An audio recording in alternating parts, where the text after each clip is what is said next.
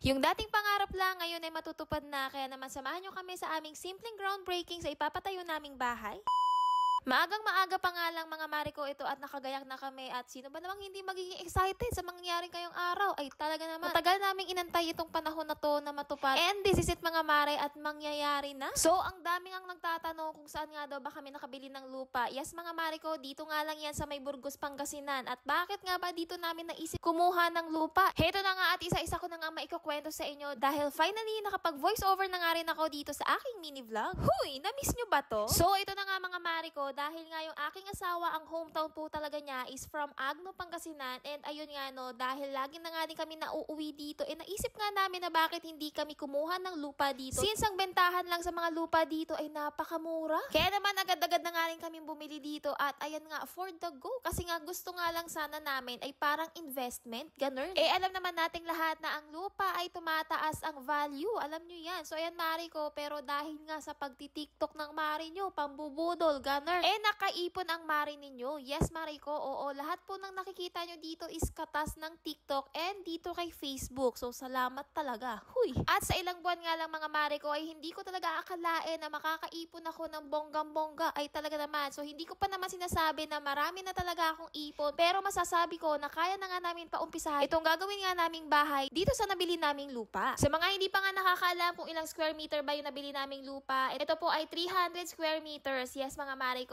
Tapos, ito nga pong pinapagawa naming bahay is 8x8, tapos 64 square meters yung floor plan, tapos ito nga ay 2-story house. Actually, dapat 8x9 nga ang ipapagawa namin. Kaso meron kasi ako naisip doon sa likod namin na palalagyan pa namin ng dirty kitchen, tapos laundry area. Tapos nga mga Mariko, yung nakikita nyo dyan na picture sa tarpaulin, yung bahay namin, actually, kulang pa talaga siya nung parking, at padadagdag na lang namin yun pag natapos na nga ito lahat. Grabe mga Mariko, hindi pa nga natatayo itong bahay namin ang dami ko na kagad naiisip idagdag. Huy!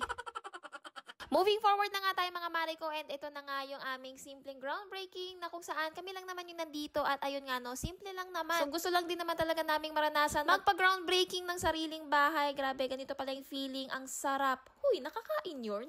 Pero sa totoo lang mga Mariko, napakasarap talaga sa feeling. Darating na kami sa ganitong punto na kaya na talaga naming magpagawa ng sarili naming bahay. Grabe talaga nagagawa ng TikTok mga Mariko. Talagang sipagan nyo lang talaga at huwag kayong mawalan ng pag-asa, at talagang matatamasan nyo yung mga bagay na dating pangarap nyo lang ngayon ay mangyayari na. At gaya nga ng Bible verse na nandiyan sa aming tarpaulin, when the time is right, the Lord will make it happen. So ito na nga mga Mariko, nilagay na nga namin dito yung plano, at ayan nga no, ilalaglag daw namin yan dyan sa may butas. Tapos tatabunan nga namin ng lupa. Napapanood ko nga lang ito dati sa Facebook, ngayon kami na gumagawa. Ay talaga naman, thank you Lord. So ayun nga no, lahat ng blessings talaga na natatamasa namin ngayon, hindi talaga nawawala sa akin ang magpasalamat sa Diyos. Pagtapos nga ng aming simpleng groundbreaking, ito nga, at lumabas nga muna kami para mamili ng mamimerienda ng mga trabahador namin. Meron na nga rin pala nagtatanong kung sino nga daw ba yung contractor namin. Kung kilala nyo nga si Kawander mga Mariko, taga Mabini lang din yun dito sa may Pangasinan, at sila nga rin yung gumawa sa bahay ni Kawander. Actually, hindi lang naman dahil kay Kawander kaya namin sila kinuha, dahil yung kausap nga namin dito ay pamangkin sa pinsan ng asawa ko. Alam nyo ba mga Mariko na tuwing hapon nga daw laging naulan dito sa Pangasinan, pero thank God naman itong mga nakaraang araw ay tumitigil na rin ang ulan, kaya naman sana magtuloy-tuloy, at para din naman hindi maabala itong pinapagawa naming bahay. Ito na nga rin pala yung day 1 mga Mariko, at ayan, naghuhukay na sila, at na-layout na rin kasi yan kaninang umaga, kaya naman ito, at todo pantay ang Mari nyo. Huy, talaga naman, hindi aalis yan. Pero hindi mga Mariko, ang sarap lang din talaga sa feeling na meron ka nang binabantayan na pinapagawa nyo, at ayun nga na yung sarili naming bahay. Alam ko din mga Mariko na ang dami kong followers na nag-aabang na magpatayo na nga ako ng bahay, at ito na nga yun Mare, at unti-unti na talaga natutupad, and I'm so happy na may babahagi ko nga sa inyo yung bawat yugto ng aking buhay. Huy, ang drama!